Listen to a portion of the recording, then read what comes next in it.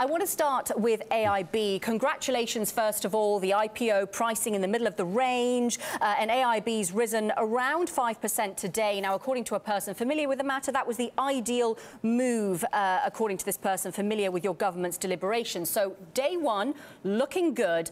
But when the government sold shares in permanent TSB 2 years ago, the government then began pressing lenders to cut mortgage rates, which helped push down permanent TSB's share price. I'm wondering, how can you reassure investors that the same thing won't happen with AIB? Because we're dealing with here in AIB that's of a very different scale to where we are with permanent TSB. And I think the pricing that it has achieved today and the response that is back from the investment community reflects their understanding of this. It's a bank that's very much representative of the strength and diversity of the Irish economy. And we know and believe, and I think we have this very much in common with your investor community, that it is a bank that has very, very strong prospects into the future. And that's been how the share has been priced at the moment. Yeah. Are you at all concerned that if we do see a little bit of a stellar rally from here, you might come under similar criticism that the UK government came under with Royal Mail? No, we feel the share prospects and the pricing prospects for AIB are very, very positive.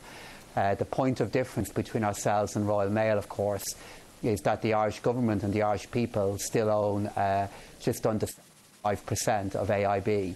So, of course, if there is a further change in the share price of AIB in the future, the value that we hold in still retaining a majority share of that bank will also go up. So we believe your investors will price this in a way that reflects the long-term strengths both of the bank and the Irish economy.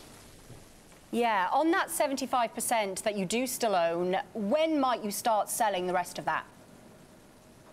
Well, look, Nejra, we're a few hours into, as you yourself have acknowledged, to be the largest transaction of its kind for quite some time now in Europe. It's also, if we look at the London Stock Exchange now, we believe this will be in the top 3 of such transactions over the last 25 years. So we'll let this transaction go ahead in relation to the 75% and other shares that we have in Irish banks at the moment. We'll continue to do what we believe to be the right thing by banks and the Irish taxpayer. But our focus for the time being now is in enabling what we believe a very successful process to conclude.